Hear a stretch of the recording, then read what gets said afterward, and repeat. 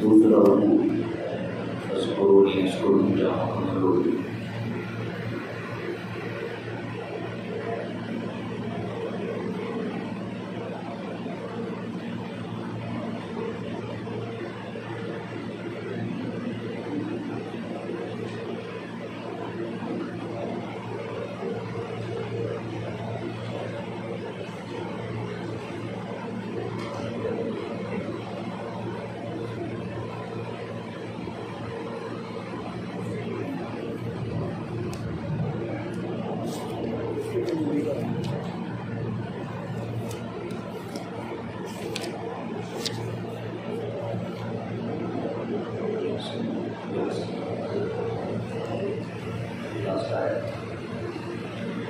سورہ بقرہ کی آیت نمبر 153 153 دیکھیے اعوذ باللہ من الشیطان الرجیم بسم اللہ الرحمن الرحیم یا ایہا الذین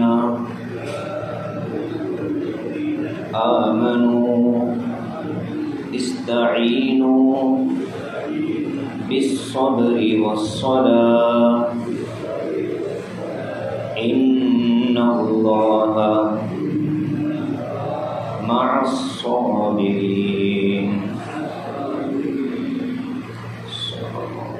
ایک آیت کافی ہے اس لیے کہ اہم مضامین اس کے اندر اللہ پاک نے بیان فرمایا ہے۔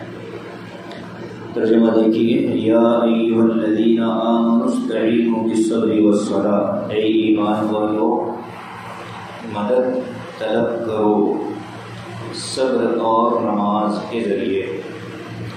ان اللہ مع الصابرین، بے شک اللہ تبارک و تعالی صبر کرنے والوں کے ساتھ ہوتا ہے۔ یہ آیت اوپر والی آیت کی طرح الفاظ کے اعتبار سے مختصر ہے لیکن معانی کے اعتبار سے بہت تفصیلی ہے۔ آخری جمعہ میں رمضان کے جو اذکرونی اذکرکم واشکروا ولا تکفرون والی آیت پر ہم نے کلام کیا، اس میں یہ بات عرض کی گئی تھی کہ قبلے کی تبدیلی پر مسلمانوں کو اور اسلام کو دشمنوں کی طرف سے بدنام کرنے کی کوشش کی گئی۔ دشمنان اسلام مسلمانوں کو بھی تکلیف پہنچانے کی کوشش کرتے تھے اور اسلام کو بھی بدنام کرنا چاہتے تھے۔ وہ اس طرح کہ وہ یہ پروپیگنڈا کرتے تھے کہ یہ مذہب کسی ایک قبلے پر جمع ہوا نہیں ہے، بلکہ کچھ دنوں تک ایک طرف نماز پڑھتا تھا اور کچھ دنوں تک دوسری طرف نماز پڑھ رہے ہیں۔ اس میں کوئی مضبوطی نہیں ہے، کوئی یہ سمجھ لیجیے کہ جماؤں والا مذہب نہیں ہے۔ تو ایک معنی میں اسلام پر بھی ان کو اعتراض ہوا اور مسلمانوں کو ظاہر ہے کہ اسلام پر اعتراض سے مسلمانوں کو تکلیف بھی ہوتی ہے، تو جسمانی تکلیف بھی ہوتی تھی، روحانی تکلیف بھی ہوتی تھی۔ تو اللہ تبارک و تعالیٰ نے روحانی تکلیف کا اور روحانی طور پر اذیت جو ہوتی تھی اس کا جو جواب دیا وہ اوپر کی دو آیتوں میں دیا۔ پہلی آیت تو وہ تھی کہ جس میں اللہ کے نبی علیہ السلام کو اس امت میں بھیجے جانے کا تذکرہ فرمایا کہ ہم نے ابراہیم کی دعا کو قبول کر کے تمہارے درمیان میں ایک نبی کو بھیجا، اس کے فلاں فلاں کام ہے۔ اس کے فوراً بعد فرمایا کہ تم مجھے یاد کر لیا کرو، میں تمہیں یاد کر لیا کروں گا، میرا شکر کر دو اور میری ناشکری سے اپنے آپ کو بچاؤ۔ اس کے بعد اللہ تبارک و تعالیٰ اب ایک اور انداز میں اسی بات کو بیان فرماتے ہیں۔ کہتے ہیں کہ دشمنوں کی طرف سے جب بھی کوئی بات آئے تو تمہیں دو کام کرنے ہیں۔ پہلا کام کہ تم کو صبر اختیار کرنا ہے ان کے کڑوی کسیلی باتوں پر بھی اور ان کے غلط الزامات پر بھی۔ قرآن کے نزول کا زمانہ تھا، نیا حکم نازل ہو سکتا ہے، اللہ تبارک و تعالیٰ کی طرف سے جبرائیل کی آمد و رفت جاری ہے وحی لے کر، تو ہو سکتا ہے کہ اللہ تعالیٰ ہی کوئی جواب دے دے ان کے اعتراض کا۔ یہ بھی ممکن ہے کہ اللہ رب العالمین نبی علیہ السلام کے قلب پر اس جواب کو داخل کر دے، یہ ہے کہ معترضین کو اللہ تبارک و تعالیٰ کسی عذاب میں مبتلا کرتے بہت ممکن ہے. تو اس زمانے میں حکم دیا جا رہا تھا کہ تم کو جلد بازی سے کام نہیں لینا ہے. جسمانی اذیتوں پر بھی اور ذہنی اذیتوں پر بھی جو دشمنوں کی طرف سے آ رہی ہیں، تو پہلی چیز فرمائی کہ اپنے ان حالات میں صبر اور نماز کے ذریعے سے اللہ کی مدد طلب کر لو. تو یہ استعینوا جو ہے نا عام ہے، اس میں کسی خاص شکل کو بیان نہیں کیا گیا کہ تم اللہ کی مدد فلاں وقت طلب کرو یا فلاں کام میں طلب کرو. فلاں کام میں طلب کرنا مقصود نہیں، ہر کام میں اللہ کی مدد طلب کرو اور اس کے لیے دو راستے اختیار کرو، پہلا صبر والا اور دوسرے نماز والا. استعینوا استعانت کسے کہتے ہیں؟ یہ میں نے سورہ فاتحہ میں ایاک نعبد و ایاک نستعین کی تفسیر میں وہاں میں نے اس پر تفصیلی گفتگو کی ہے. صبر کسے کہتے ہیں اس پر بات ہونی چاہیے. عام طور پر اردو زبان میں صبر کے معنی تکلیف برداشت کرنے کو کہتے ہیں. ہم اپنی زبان میں صبر کہتے ہیں کسی تکلیف کے برداشت کرنے کو، جبکہ قرآن و سنت میں صبر کا جو مفہوم ہے بہت وسیع ہے. صبر کا مفہوم اتنا وسیع ہے کہ اس مفہوم کے اندر ایک معنی میں پورے کا پورا دین داخل ہو گیا ہے. اور وہ جو صبر کا مفہوم ہے وہ 3 عنوانوں کے تحت ہے. پہلا عنوان ہے صبر علی الطاعات. مطلب یہ ہے کہ انسان اپنے نفس کو نیکیوں پر جمائیں، اللہ کی اطاعت پر جمائیں، دوسرے اللہ کی نافرمانی سے بچائے، اور تیسرے وہ مفہوم جو ہمارے اپنے ذہنوں میں ہیں مصیبتوں پر واقع نہ کرنے سے اپنے آپ کو روکے. یہ 3 عنوان ہیں صبر کے. ہم نے 2 چھوڑ دیا اور آخری والے ہی کو ہم صبر کہتے ہیں کہ تم صبر کرو. قرآن میں جو مطالبہ ہو رہا ہے کہ صبر کے ذریعے سے اللہ کی مدد طلب کرو، اس میں پہلے نمبر پر ہے کہ اطاعت کے اوپر اپنے دل کو ڈالو اور جمائے رکھو.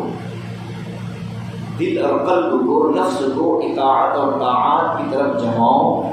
دوسرے گناہوں سے اپنے آپ کو بچاؤ، اور تیسرے مصیبتوں میں اپنے آپ کو برداشت کا ایک نمونہ بنا کر پیش کرو. تب کہیں صبر کا مفہوم پورا ہوتا ہے. اور ایسے صبر کرنے والوں کے بارے میں اللہ نے آگے فرمایا کہ اللہ ان کے ساتھ ہے، اور ایسے صبر کرنے والوں کے بارے میں فرمایا کہ صبر اس کا بدلہ جنت ہے. دیگر اعمال کا تو ثواب ہے، صبر پر ثواب نہیں ہے، سیدھے جنت ہے. عمل میں ثواب کا مطلب کیا ہے کہ یہ عمل کرو گے تو یہ انعام ملے گا، اس انعام کی بنیاد پر جنت میں جاؤ گے. صبر کا معاملہ ایسا نہیں ہے کہ درمیان میں کوئی ثواب ہوگا، سیدھے سیدھے جنت میں جاؤ گے. صابرین جو ہوتے ہیں ان کا مقام شاکرین سے بھی بلند ہے. صابرین کا مقام شاکرین سے بلند ہے. تو اس لیے وہ جو صبر کا مفہوم ہمارے ذہنوں میں ہے اس کو اور وسیع کرنا چاہیے، اور وہ مفہوم جو قرآن و حدیث میں بیان کیا گیا، قرآن و سنت میں، وہ مفہوم جو اسلام تقاضا کرتا ہے، دین شریعت تقاضا کرتی ہے، وہ مفہوم الگ ہے، وہ بہت زیادہ پھیلا ہوا ہے. پہلے درجے پر اس میں داخل ہے اطاعت. جتنے اللہ کے احکام ہیں اس پر جمنے کا مطلب یہ نہیں ہوتا کہ ایک مرتبہ کر لیا پھر چھوڑ دیا، اس کو جماؤ نہیں کہتے. جمے رہنا، مستقل کرنا، استقامت کے ساتھ انجام دینا، یہ پہلا درجہ ہے. اور دوسرا درجہ ہے گناہوں سے بچنا مستقل بنیادوں پر. ایسا نہیں کہ آج گناہ سے بچ گئے کل اسی گناہ میں مبتلا ہو گئے، پرسوں اسی گناہ سے بچ گئے پھر اگلے دن مبتلا ہو گئے. نہیں، بلکہ انسان کا نفس یہ خواہشات کی تکمیل چاہتا ہے. وما ابرئ نفسی ان النفس لامارۃ بالسوء. حضرت یوسف علیہ السلام نے فرمایا کہ میں اپنے دل سے بری نہیں ہوں، میرا نفس تو یعنی انسان کا نفس تو گناہوں کی طرف بلاتا رہتا ہے، حکم کرتا رہتا ہے. اس سرکش اور سر پھرے نفس کو کنٹرول کرنا یہ صبر ہے. اور اسی صبر پر جتنے وعدے ہیں صبر پر وہ سارے کے سارے داخل ہیں. اب دیکھیے اللہ فرماتا ہے کہ اللہ کی مدد لینے کے لیے تم کو یہ صبر والا معاملہ اختیار کرنا ہے۔ ہمارے ذہنوں میں جو مفہوم ہے وہ یہ ہے کہ کوئی مصیبت آ جائے تو اس پر ہم نے انتقام کے بغیر اپنے آپ کو روک لیا، جبکہ حضرت تھانوی رحمۃ اللہ علیہ نے لکھا اور اکابر نے فرمایا کہ صبر جو ہے یہ طاقت کے باوجود بدلہ نہ لینے کا نام ہے۔ کسی سے انتقام لینے کی طاقت ہے پوری، لیکن پھر بھی اپنے آپ کو اس سے روکے رکھا، تب صبر کا تحقق ہوگا۔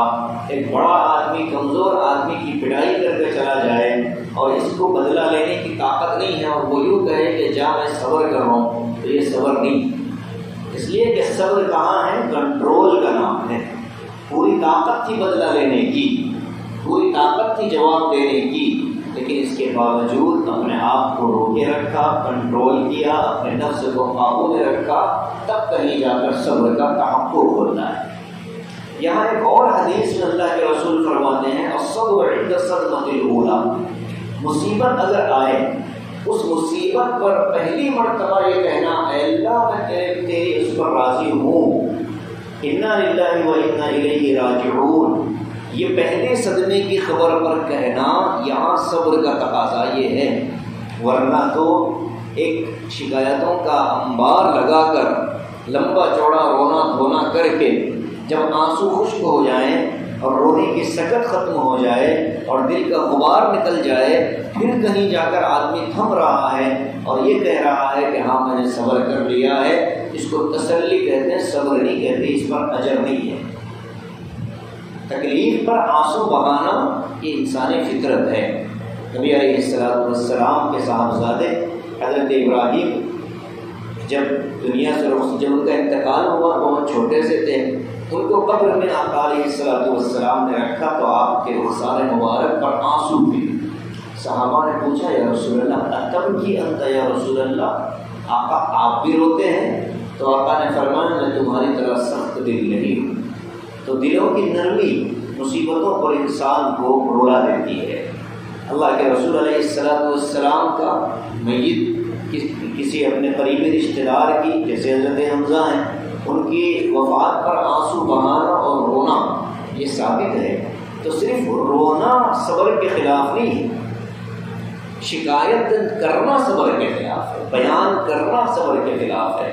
بیان کر کر کے رونا، سر پیٹا جا رہا، سینہ پیٹا جا رہا، بال بکھرے جا رہے ہیں، کپڑے لوگ سنبھالنے کے لیے چار چار لوگ پکڑ رہے ہیں، یہ جو ڈرامہ بازی ہوتی ہے عام طور پر، یہ صبر کے خلاف ہے۔ اللہ کے نبی علیہ السلام نے مومن کو اس کی اجازت نہیں دی، فرمایا رونے کی اجازت، آنسو بہاؤ اللہ کے آگے، لیکن یہ ہے کہ اللہ آپ کے فیصلے پر میں راضی ہوں، اب میں سینہ نہیں۔ فرمایا آقا نے کہ یہ تو جہالت ہے، النیاحہ من الجہالہ، فرمایا کہ نوحہ کرنا، مرنے والے کے اوصاف بیان کر کر کے رونا۔ ابھی تو عمر ہی کیا تھی، ابھی تو زندگی کی کتنی بہاریں دیکھی تھیں، ابھی تو انڈے سے نکلا ہوا چوزا تھا، ابھی تو اس طرح کی جو باتیں آتی ہیں یہ چیزیں خلاف شریعت ہیں۔ اور وہ چڑیاں پھوڑنا اور اس طرح کی چیزیں کرنا یہ تو جہالت والی باتیں ہیں۔ اور بعض لوگ تو بیوہ کی چڑیاں پھوڑ دیتی ہیں اپنی زبردستی سے، نہیں پھوڑو، نکالو نہیں، نکالنا بھی ان کے لیے گوارا نہیں، بلکہ وہ ہاتھ پھوڑ رو کر کے، ہاتھ بجا کر کے وہ اپنے آپ کو بعض مرتبہ زخمی، یہ ساری چیزیں جہالت کی ہیں۔ اللہ کے رسول علیہ السلام کے زمانے میں آپ کی صاحبزادیوں کا انتقال ہوا، آپ کے صحابہ کا انتقال ہوا، آپ کے شہیدوں کا انتقال ہوا، آپ کے سب سے زیادہ قریبی دوست اور آپ کے چچا حضرت حمزہ کا جو حال ہوا تھا مشرکین کی طرف سے غصہ کیا گیا، آپ نے جو کردار امت کے سامنے رکھا، آپ نے جو نمونہ امت کو دیا، اور آپ کی دنیا سے تشریف لے جانے کے بعد امہات المؤمنین نے جو نمونہ امت کے سامنے رکھا وہ نمونہ ہے، وہ ہے ہمارے لیے آئیڈیل۔ حضرت بی بی فاطمہ رضی اللہ عنہا نے بے شمار آنسو بہائے، ایسا نہیں کہ آپ نہیں روئے، بہت آپ نے آنسو بہائے، اور لیکن زبان پر صرف یہ الفاظ تھے، آج دنیا سے وحی کا سلسلہ بند ہو گیا، میرے ابا دنیا سے رخصت ہو گئے، نبی جو آخری نبی تھے دنیا سے چلے گئے، مجھے ابا کے جانے کا غم ہے، اس سے کہیں زیادہ اس بات کا غم ہے کہ اب وہ جو وحی کا سلسلہ، ایک نورانی سلسلہ اللہ کے عرش سے ہماری زمین کو تھا، اب وہ سلسلہ ہمیشہ کے لیے بند ہو گیا۔ اس لیے میں روتی ہوں، صبت علی مصائب لو انہا صبت علی الایام سرنا لیالیا، اگر میرے اوپر جو مصیبتیں پڑی ہیں ابا جان کے رخصتی پر، اس مصیبت کو اٹھا کر کسی روشن دن پر ڈال دیا جائے تو یہ مصیبت کی شدت کی وجہ سے وہ دن تاریکی میں بدل جائے گا۔ حضرت بی بی فاطمہ کے اشعار ہیں، صبت علی مصائب لو انہا صبت علی الایام سرنا لیالیا، فرمایا کہ اگر میرے مصیبتیں اٹھا کر روشن دن پر ڈال دیں وہ دن اندھیرا بن جائے گا۔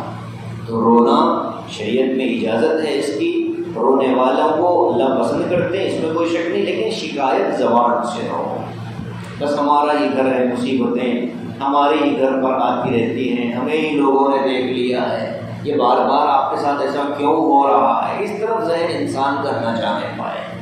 جو ہوتا ہے اللہ کی طرف سے ہوتا ہے، فیصلے اللہ کے ہیں، یہی تو تربیت ہماری ہے۔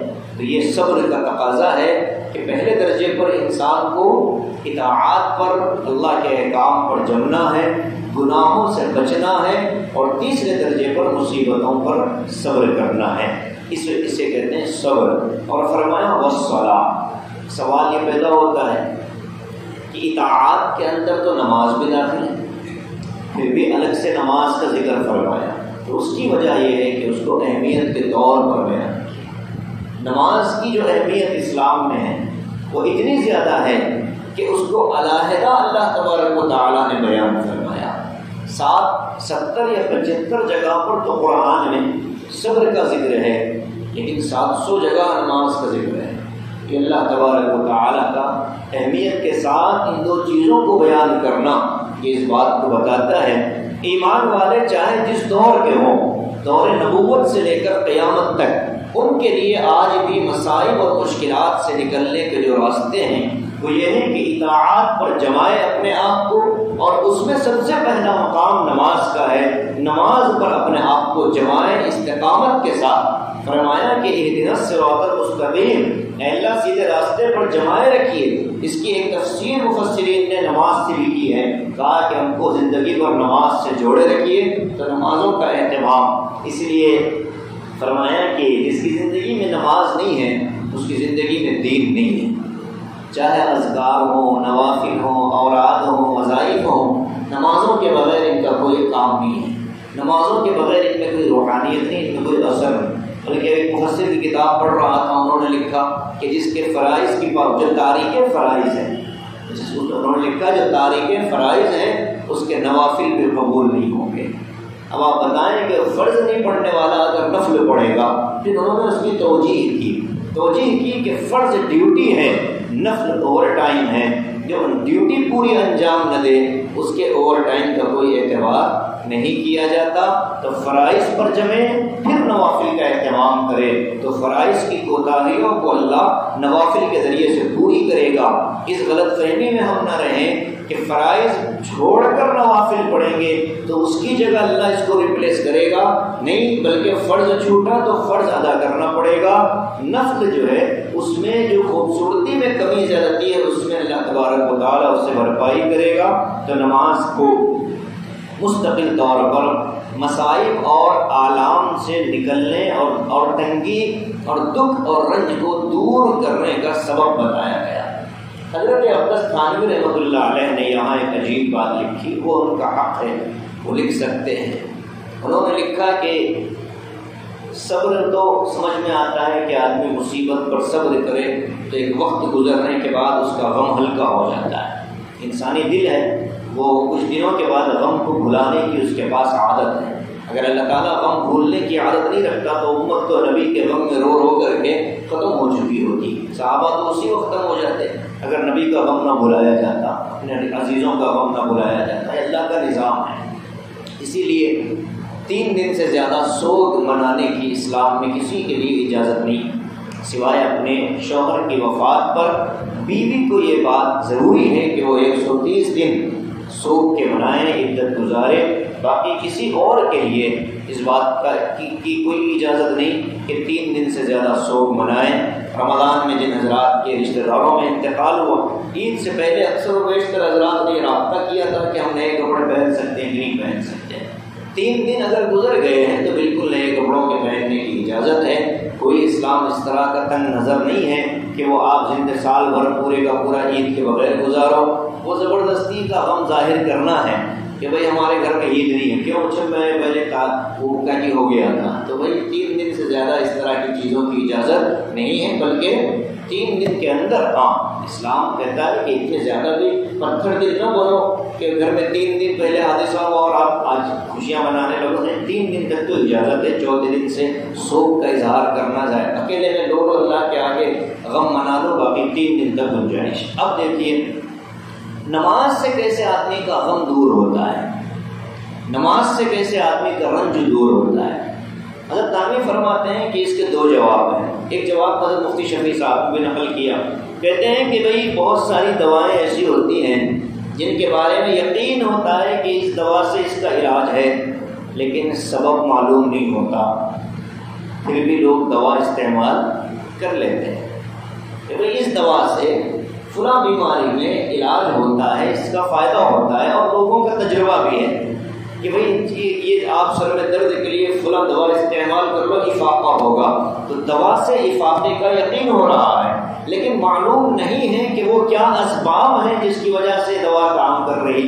حضرت لکھتے ہیں کہ یہ بھی اسی طرح کا حال ہے۔ نماز اللہ نے فرمایا نماز کے ذریعے غم دور ہوتے ہیں، تو نماز کے ذریعے غم دور ہوتے ہیں، کیسے ہوتے ہیں اللہ جانتا ہے، تمہیں زیادہ اس کی تحقیق کی ضرورت نہیں۔ اس کے بعد حضرت فرماتے ہیں کہ ایک توجیہ جو مجھے سمجھ میں آتی ہے وہ یہ آتی ہے کہ انسان کا ذہن جو ہے بیک وقت ایک ہی طرف کام کر سکتا ہے، 2 طرف کام نہیں کرتا۔ اس لیے لکھا جاتا ہے کہ جی گاڑی چلاتے ہوئے موبائل کا استعمال نہ کرو، اسی طرح ہم بھی کہتے ہیں تفسیر سنتے ہوئے موبائل کا استعمال نہ کرو، اس لیے کہ اس سے بھی ذہن منتشر ہو جاتا ہے۔ ہم کچھ کہہ رہے ہوتے ہیں، آپ کچھ زیادہ سن رہے ہوتے ہیں، تو کسی نے کہا ململ کا پاجامہ نہیں پہننا چاہیے، وہ سننے والا مصروف تھا، شاید وہ ململ بھول گیا، پاجامہ نہیں پہننا چاہیے، گھر جا کر اس نے ہنگامہ کیا کہ مولانا نے کہا کہ پاجامہ نہیں پہننا چاہیے۔ تو یہ ہو جاتا ہے، ذہن آدمی کا کیسے ہے بیک وقت ایک ہی طرف چلتا ہے۔ حضرت تھانوی نے لکھا کہ انسان کے ذہن پر غم، مصیبت ہے، فکر ہے، رنج ہے، وہ آیا مسجد میں، اب آ کر اس نے اپنے ذہن کو، اپنے سارے خیالات کو، ساری چیزوں کو توجہ کے ساتھ انی وجہت وجہی للذی فطر السماوات والارض حنیفا وما انا من المشرکین کہہ کر اس نے تکبیر باندھی، اللہ اکبر۔ اب دیکھیے کہ اس ایک نماز کے اندر وہ اپنی پوری دنیا سے کٹ گیا، اپنے اس غم سے بھی وہ کٹے گا، تبھی تو نماز بنے گی۔ نماز پڑھ رہا ہے، ذہن اسی طرف لگا ہے تو نماز کا ڈھانچہ ہے، نماز پڑھ رہا ہے، نماز کی طرف توجہ ہے اور اللہ کے دھیان دل میں ہے، تو اس کی طرف سے ذہن ہٹا۔ جب آدمی مستقل دوگانے نوافل فرائض میں آئے گا، ذہن اپنا اس طرف سے ہٹا کر پورے خشوع اور خضوع کے ساتھ نمازوں کا اہتمام کرے گا، نفل لمبی لمبی، رکوع لمبا لمبا، سجدہ لمبا لمبا کرے گا، تو اس کا ذہن چونکہ دوسری طرف سے ہٹا ہے اور ایک نئی طرف آ رہا، تو اس طریقے سے دھیرے دھیرے اس کے ذہن پر جو پہلا رنج اور غم ہے وہ کیفیت کمزور پڑے گی اور ایک نئی کیفیت اس کے اندر طاری ہوگی۔ اور واقعہ یہ بات بالکل درست ہے کہ وہ نماز ہی کیا جو خشوع و خضوع سے خالی ہو، نماز تو خشوع و خضوع والی نماز ہی کو نماز کہیں گے۔ نماز ہو تو جائے گی، بغیر خشوع و خضوع کے نماز ہوگی۔ اگر وضو کے عالم میں ایمان والے نے وضو کر کے اپنے وقت پر قبلے کی طرف رخ کر کے ارکان نماز کو مکمل طور پر ادا کیا ہے، پڑھنے کی چیزیں پڑھی ہیں، نہ پڑھنے کی چیزیں نہیں پڑھی، جو عمل جتنا کرنا ہے اتنا کیا ہے، تو کسی سے بھی پوچھیں گے تو کیا کہے گا؟ نماز آپ کی ہو گئی۔ ہو گئی کا مطلب کیا؟ ذمے سے ہٹ گئی، جو فرض آپ پر تھا وہ پورا ہو گیا۔ اب وہ قبول ہوگی کہ نہیں ہوگی، اس کا تعلق اس کے خشوع و خضوع سے، اس کا تعلق اس کے دھیان سے ہے، اس نماز سے اس کو کتنا فائدہ ہوگا، اس کا تعلق اس کے قلب اور ذہن سے ہے۔ وہ امام غزالی رحمۃ اللہ علیہ نے اور تفصیلی اس موضوع پر یوں سمجھیے اپنی کتاب میں نقل فرمایا، وہ کتاب احیاء العلوم، بہت اعلیٰ درجے کی کتاب ہے، اس دنیا کی چند ایک کتابوں میں اس کا شمار ہوتا ہے، پڑھنا چاہیے اردو دان طبقے کو، احیاء العلوم امام غزالی والی۔ اس میں امام غزالی نے مختلف عنوانوں پر مختلف چیزیں بیان، وہ ایک معنی میں انسائکلوپیڈیا ہے۔ اس میں جو نماز میں خشوع خضوع پیدا کرنے کے طریقوں کے اندر انہوں نے بہت سارے طریقے لکھے ہیں، پڑھنے چاہیے۔ اس میں سے ایک بات یہ لکھی کہ نماز میں آنے سے پہلے مسجد میں ایسے وقت پہنچو کہ تم کچھ دیر تنہائی میں بیٹھ کر اللہ کی طرف رخ کر کے ذکر کے ذریعے سے اپنے دل کو اللہ کی طرف متوجہ کر لو۔ ہمارا حال یہ ہے کہ ہم مسجد میں آتے تو ہیں پہلے، لیکن پھر بھی اندر نہیں آتے، دوستوں سے گپ شپ لگا لیتے ہیں، نماز سے پہلے دوستوں ہی میں بات چیت چل رہی ہے، تو خشوع کیسے پیدا ہوگا؟ اس لیے آئے اپنا مصلی پر بیٹھ جائیں اور اپنی نماز کی طرف دھیان۔ یہ امام غزالی نے ایک نسخہ لکھا، آسان بھی ہے، 5 منٹ بیٹھ کے 2 سیکنڈ بھی اگر مل گئے، بیٹھ گئے، دل توجہ کر لی، اللہ نماز کی طرف آیا ہوں، دل آپ کے حوالے ہے، اللہ متوجہ فرمائیے، یا سبحان بن کر لیجیے، سبحان اللہ، الحمدللہ، اللہ اکبر، لا الہ الا اللہ، یا کم از کم درجے میں دعا، کوئی ایک ایسا عمل ہو جس سے توجہ اللہ کی طرف، تو پھر وہ نماز خشوع خضوع کی طرف آئے گی۔ امام غزالی رحمۃ اللہ علیہ بہت بڑے عالم تھے، ان کے ایک بھائی تھے، وہ بھی بہت بڑے عالم تھے، اور ساتھ ہی ساتھ صاحب کشف بزرگ تھے۔ صاحب کشف کا مطلب یہ ہوتا ہے کہ اللہ تعالیٰ ان کے ذہنوں پر کچھ چیزیں ایسی کھول دیتا ہے، جیسے امام ابو حنیفہ رحمۃ اللہ علیہ کے بارے میں آتا ہے کہ حضرت ابتدا میں جب ان کا مقام بلند تھا، بہت زیادہ اللہ والے تھے، تو ابتدا میں جب وہ وضو کرتے تھے تو لوگوں کے گناہ وضو کے پانی سے دھلتے ہیں، یہ حدیث ہے۔ جو آدمی گناہ کر کے آئے وضو کرے تو اس وضو کے قطروں سے لوگوں کے گناہ دھل کر جاتے ہیں۔ تو امام ابو حنیفہ کو اللہ تبارک و تعالیٰ نے یہ صلاحیت دی تھی کہ گناہ نظر آ جاتے تھے، یعنی کہ اگر کوئی بدنگاہی کر کے آیا ہے تو پانی دیکھ کر بتا دیتے تھے کہ یہ بدنگاہ۔ اتنا کیوں، ماضی قریب میں مفکر اسلام مولانا علی میاں رضوی رحمۃ اللہ علیہ کے بارے میں ان کی مجلس میں بیٹھنے والوں سے میں نے سنا، ابھی بھی علماء موجود ہیں جو اس مجلس میں تھے، کہتے ہیں کہ عصر کی مجلس لگی تھی رائے بریلی میں حضرت کے گھر میں، ایک شخص آ کر مجلس میں بیٹھا، حضرت نے ایسے سر جھکا کر بیٹھے تھے، اچانک سر اٹھا کر حضرت نے فرمایا کہ کیسے عجیب لوگ ہیں، زنا کر کے آتے ہیں، بس اتنی بات کہی حضرت۔ جو آیا تھا اس کو بڑا شدت سے احساس ہوا، مجموعے سے اٹھ کر چلا گیا، مسجد میں گیا، رویا دھویا، اللہ سے معافی تلافی کی، پھر آیا، آ کر بیٹھ گیا۔ بعد میں حضرت علی میاں رحمۃ اللہ علیہ کے پاس تنہائی میں آ کر کہا کہ حضرت وہ میں ہی تھا جس نے اس غلط کام کو انجام دیا تھا، میں نے اللہ سے سچی پکی توبہ کر لی۔ تو آج بھی ایسے لوگ ہوتے ہیں جن کے دل پر بعض چیزیں اللہ تعالیٰ کھول دیتا ہے۔ تو یہ صاحب کشف تھے امام غزالی کے بھائی۔ امام غزالی رحمۃ اللہ علیہ امامت فرماتے تھے، ان کے بھائی اقامت دیتے تھے مسجد میں۔ امام غزالی آئے مغرب کی نماز پڑھانے کے لیے، تو عصر کے بعد وہ کچھ مسائل لکھ رہے تھے، مسائل لکھتے لکھتے آ گئے نماز پڑھانے کے لیے، تو وہ جو مسائل لکھ رہے تھے وہ عورتوں کی پاکی اور ناپاکی سے متعلق تھے، عورت کب پاک ہوتی ہے کب ناپاک ہوتی ہے، وہ مسائل تھے۔ تو وہ آئے نماز پڑھانے کے لیے، مغرب کی نماز پڑھی، نماز کے بعد دونوں اپنے گھر گئے۔ امام غزالی کے بھائی نے ان کی والدہ سے شکایت کی کہ امی جان یہ مغرب کی نماز پڑھا تو رہا تھا لیکن اس کا دل وہی پاکی ناپاکی کے مسائل میں الجھا ہوا تھا۔ ماں نے کہا کہ بیٹے اس نے تو جو کام کیا شاید وہ معاف بھی ہو جائے، اس لیے کہ وہ آیا تھا ایک فتوے کی مجلس سے اٹھ کر کے کتابوں سے، تو نماز اپنی چھوڑ کر اس کے دل کی طرف توجہ کیوں کر رہا، تیرا جرم تو اس سے بھی بڑا ہے۔ پھر انہوں نے دعا مانگی ان کے بھائی نے کہ اللہ میری یہ صلاحیت کو ختم فرما دے۔ یہی دعا امام ابو حنیفہ رحمۃ اللہ علیہ نے مانگی تھی اور کہا تھا کہ اے اللہ میری اس صلاحیت کو ختم کر دے، میرے دل سے ایمان والوں کا کے بارے میں بدگمانی پیدا ہو رہی ہے کہ بھئی یہ فلاں گناہ کر کے آیا، یہ فلاں۔ جب وہ چیز ختم ہو گئی تو پھر انہوں نے، اس زمانے میں امام صاحب کا فتویٰ یہ تھا کہ وہ کہتے تھے کہ وضو کا جو پانی ہے، وضو کا پانی ہاتھ پر ڈالنے کے بعد مثال کے طور پر یہاں سے نیچے آیا تو امام ابو حنیفہ کہتے تھے کہ یہ پانی ناپاک ہے، شروع میں وجہ اس کی یہی تھی، وہ کہتے تھے کہ میں دیکھ رہا ہوں کہ اس کے اندر زنا جا رہا ہے، پانی بد نگاہی جا رہی ہے، تو میں اس کو پاک کیسے کہوں؟ لیکن بعد میں پھر جب ان کی وہ کیفیت دور ہوئی تو انہوں نے وہ قلم سے وہ فتویٰ کاٹ قلم ختم کیا، پھر لکھا کہ یہ پانی اب پاک نہیں رہا، ناپاک نہیں رہا، پاک تو ہے لیکن اس سے دوسرے آدمی کو وضو بنانے کی اجازت نہیں۔ وضو کا پانی کہیں برتن میں کسی نے پکڑ لیا تو وہ پاک ہے، ناپاک نہیں، لیکن وہ دوسرے کو پاک نہیں کر سکتا، دوسرے اس سے وضو نہیں کر سکتا۔ بزرگان دین کا وضو کا پانی لوگ پکڑتے ہیں تو اس سے وضو نہیں کیا جا سکتا، اس کو آپ اپنے چہرے پر برکت کے طور پر ڈالیں، اس کی تو اجازت ہے، طاہر ہے، مطہر نہیں ہے، مطلب یہ ہے خود پاک ہے، دوسرے کو پاک کرنے کی صلاحیت اس پانی کے اندر نہیں پائی جاتی وضو کے اندر۔ تو میرے کیف تو نماز کی جو حالت ہے خشوع اور خضوع کے بغیر وہ بالکل ایسے ہی ہے جیسے کوئی جسم ہو اور اس میں روح نہ ہو۔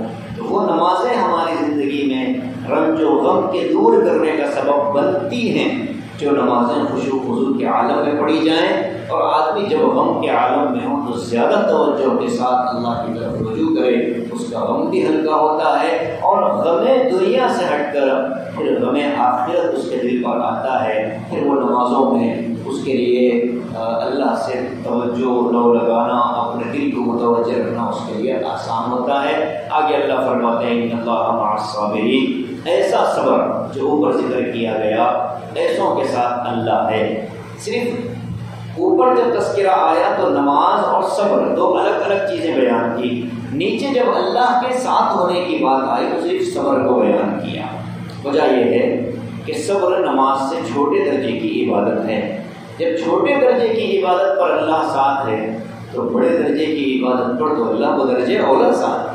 تو جو چیز متعین ہے اس کو بیان نہیں کیا، بلکہ نماز کے علاوہ صبر کو بیان کر کے بتایا کہ دیکھو تم اگر صبر بھی کرنے لگو تب بھی اللہ تمہارے ساتھ ہے۔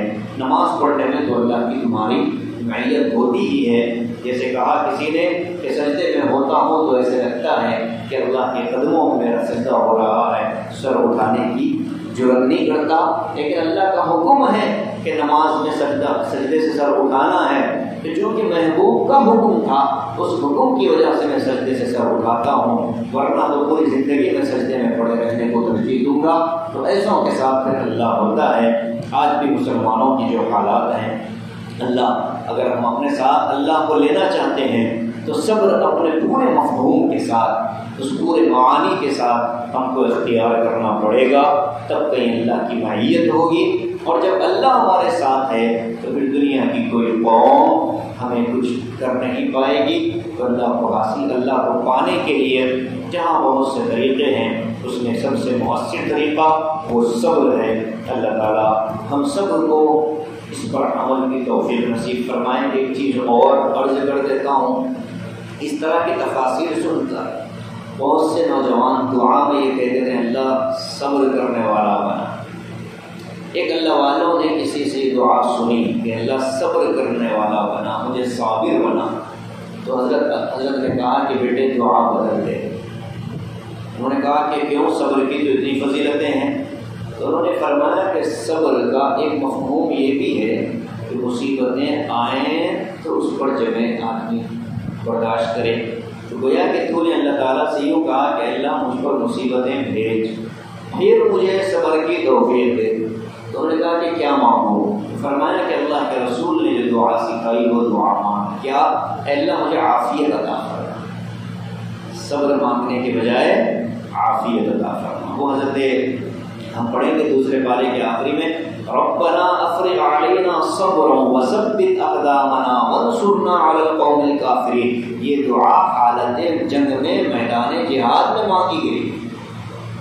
یہ دعا حضرت داؤد علیہ السلام نے طالوت اور جالوت کے لشکر کا جب آپس میں تقابل تھا تو اس وقت ایمان والا نے یہ دعا مانگی تھی ربنا افرغ علینا صبرا، اے اللہ صبر اڑل دیجیے، صرف دیجیے نہیں اڑل دیجیے، اس لیے کہ آگے بہت خطرناک لشکر جالوت کا کھڑا ہے، اتنا طاقتور جالوت ہے، اس کے مقابلے میں ہم کو صبر عطا فرمائیے، اور وثبت اقدامنا، پیروں کو مضبوط جمائے رکھیے میدان جہاد میں، وانصرنا علی القوم الکافرین، اور کافروں کے مقابلے میں ہماری مدد فرمائے۔ تو یہ دعا جو صبر کی مانگی گئی ہے یہ اس حالت جنگ کی دعا ہے۔ عام حالات میں ہمیں عافیت کی دعا مانگ کر رہنا ہے۔ اللہ تعالیٰ ہم سب کو توفیق نصیب فرمائے۔ آمین وآخر دعوانا الحمدللہ رب العالمین۔